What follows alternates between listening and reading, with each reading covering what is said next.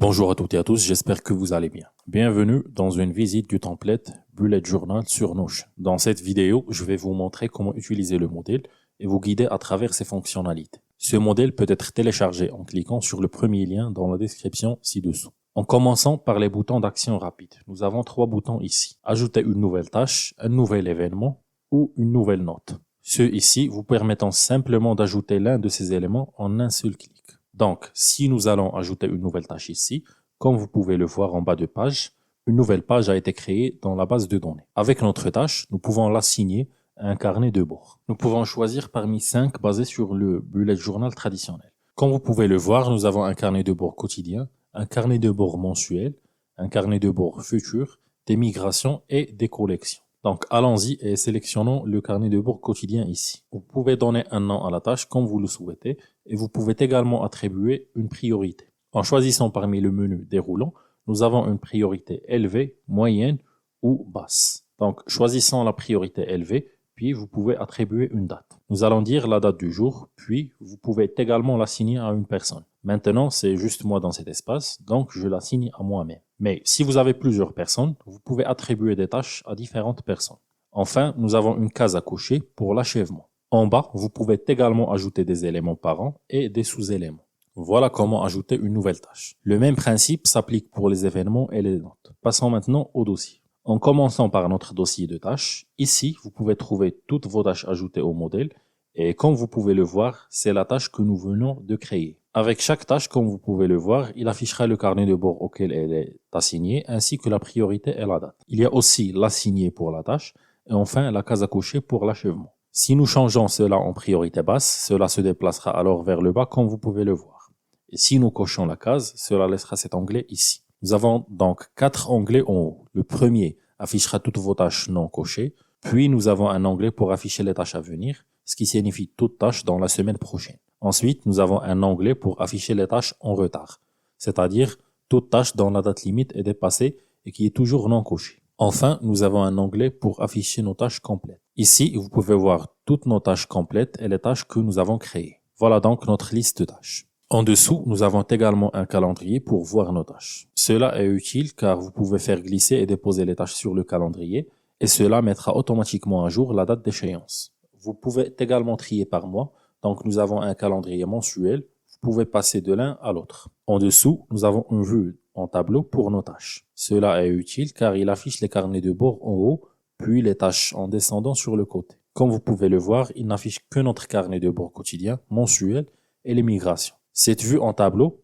cachera tout carnet de bord qui n'a plus de tâches restantes. Si nous allons à notre onglet compléter ici, et comme vous pouvez le voir, nous avons 2 tâches cochées pour notre carnet de bord futur et aussi les collections. Donc si je décoche l'une de ces tâches par exemple et que je retourne ici, comme vous pouvez le voir, cela ajoute le carnet de bord futur à la liste. Vous pouvez également faire glisser et déposer ces éléments comme vous le souhaitez. Cette vue en tableau aide donc à générer vos tâches. Nous avons également un onglet pour trier par priorité. Comme vous pouvez le voir, nous avons la priorité en haut, puis nos tâches en descendant sur le côté.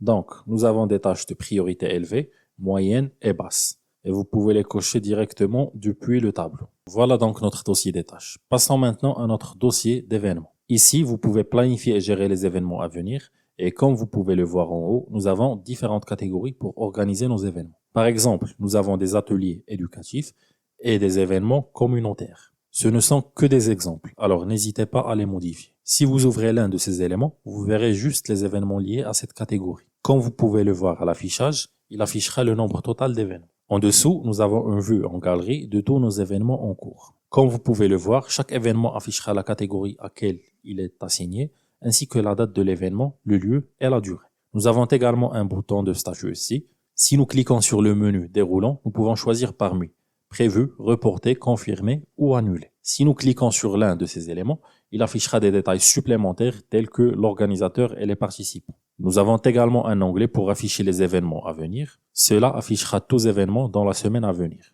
En dessous, nous avons un calendrier. Comme pour le calendrier des tâches, vous pouvez également faire glisser et déposer les événements sur le calendrier, ce qui mettra automatiquement à jour la date. Nous avons encore une fois une vue mensuelle. Donc, nous allons simplement aller à nos exemples ici, et cela vous permet de voir tous vos événements sur le mois. Voilà donc notre calendrier. Nous avons également une autre vue en tableau.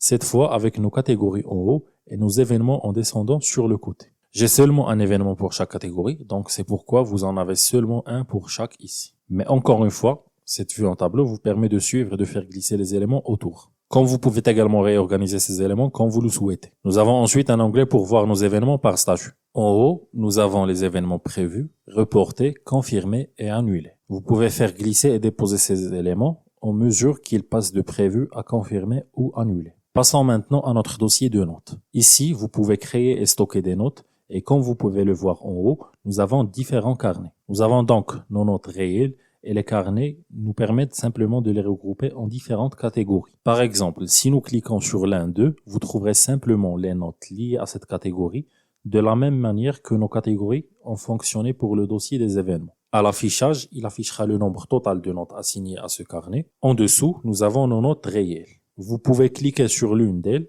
et comme vous pouvez le voir, nous avons nos notes ici. Bien sûr, c'est juste un exemple, mais en haut, comme vous pouvez le voir, vous pouvez assigner des notes à un carnet. Nous avons assigné cela à nos collections, puis il affichera le carnet réel auquel il est assigné. Il affichera également le statut ainsi que les épinglés et archivés. Comme vous pouvez le voir, nous pouvons voir toutes nos notes. Nous pouvons également trier par celles ajoutées récemment au système. Comme vous pouvez le voir, il affiche le dernier temps modifié comme le même pour chaque. Mais cet onglet affichera juste les notes ajoutées au système dans la semaine écoulée. En dessous, nous avons une autre vue en tableau. Encore une fois, cela vous permet de voir toutes vos notes pour chaque carnet et comme vous pouvez le voir, nous avons nos carnets en haut qui peuvent être réorganisés. Nous avons ensuite un autre onglet pour le statut. Voilà donc pour la visite du template Bullet Journal sur Notion. J'espère que vous avez trouvé cette vidéo utile. Encore une fois, vous pouvez télécharger ce modèle en cliquant sur le premier lien dans la description ci-dessous.